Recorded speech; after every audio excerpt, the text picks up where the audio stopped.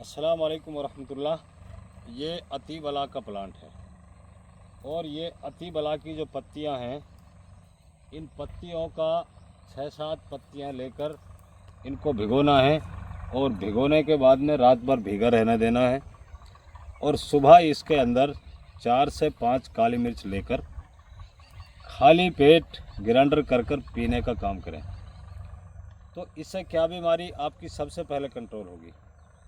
जिसकी नाक में मांस बढ़ गया, उनको लगे कि हड्डी बढ़ गई, और उसने कई डॉक्टर हकीमों से सलाह मशवरा भी किया हो, लेकिन उसको ऑपरेशन की सलाह दी गई हो, तो मैं गुजारिश करता हूं कि आप उस ऑपरेशन पे जाने से पहले 8 से 10 दिन इसकी 5 से 6 या 7 पत्तियां लेकर 4 से 5 काली मिर्च लेकर इनको शाम को भिगोकर और सुबह इनको ग्राइंडर कर कर पीस कर 1 हफ्ते 10 दिन आप लगातार करके देखें। जब आपको आराम ना मिले, आपका साइनस प्रॉब्लम ठीक ना हो इसकी वजह से, तो फिर आप किसी भी डॉक्टर और वैद्य के पास जा सकते हैं। तो इसको पहले आप नज़दीकी से पहचान लो, इनकी पत्तियों को नज़दीकी से देख लो। इसके अंदर पीले कलर का फूल आता है और नाम इसका अतीबला है। अक्सर पानी के किनारे या जंगल में वीरान जगहों पर यह पौधा मिल जाता है।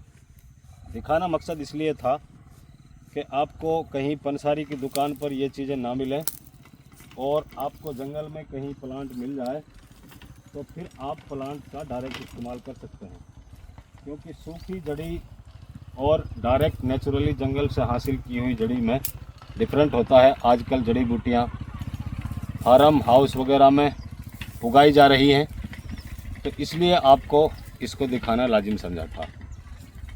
साइनस प्रॉब्लम के अलावा और इससे दूसरी प्रॉब्लम क्या ख़त्म होती है?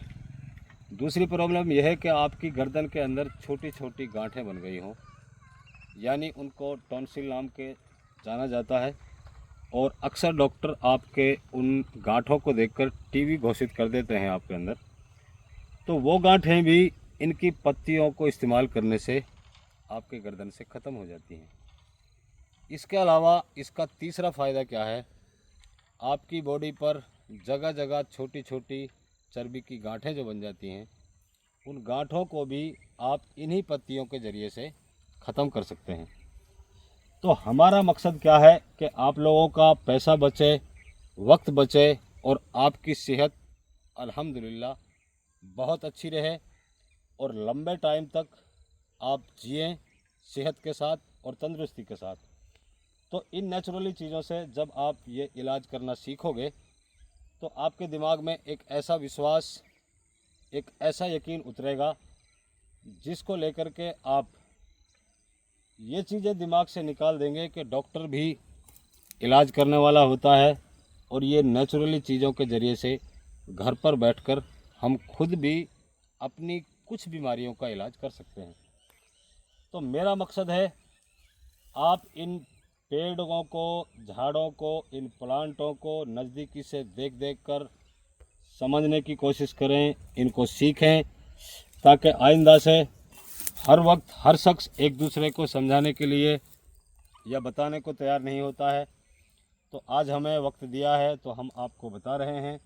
आज हमारे पास वक्त है, या फिर हम यूँ कहें कि छोटा मोटा तजुर्बा रखते हैं, तो उसे हम आप लोगों से साझा कर देते हैं, शेयर कर देते हैं, ताकि आप लोग अपना पैसा बचाएं और अपनी सेहत को नेचुरली चीज़ों को इस्तेमाल कर कर तंदुरुस्त रखें, अपने जिस्म को बीमारियों से महफूज रखें। तो इस अतीबला से मैंने आपको 3 इलाज बताए। उन तीनों इलाजों को आप आसानी से कर सकते हो घर पर बैठकर, किसी डॉक्टर, किसी वैद्य, किसी भी हकीम के बिना सलाह मशवरा के। फिर भी अगर आप चाहते हैं कि मेरा कोई भरोसेमंद नज़दीकी डॉक्टर है, उससे मुझे सलाह लेना ज़रूरी है, तो बिल्कुल अतीबला के बारे में उनसे आप जानकारी लें।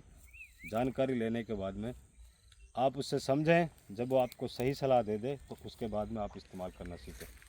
तो मेरा मतलब, ऑपरेशन की तैयारी साइनस की कर चुके हो तो मैं आपसे कहता हूँ 1 हफ्ते 10 दिन आप रुक जाएं, इसका इस्तेमाल कर लें। जब आपको लगे कि ये अतीबला से मुझे ऑपरेशन की ज़रूरत नहीं है, और मेरी बीमारी बिना ऑपरेशन ठीक हो रही है, तो फिर आप इसको खुद भी इस्तेमाल में लें और जो आपके टर्म्स में, आपके मेल जोल में, आपके रिश्तेदार यार दोस्तों में, आपके नज़दीकियों में जो इन बीमारियों से परेशान है, जूझ रहा है और अपने आप को डिप्रेशन में डाल रखा है, उनको भी सलाह दें और आप खुद भी इस्तेमाल करें।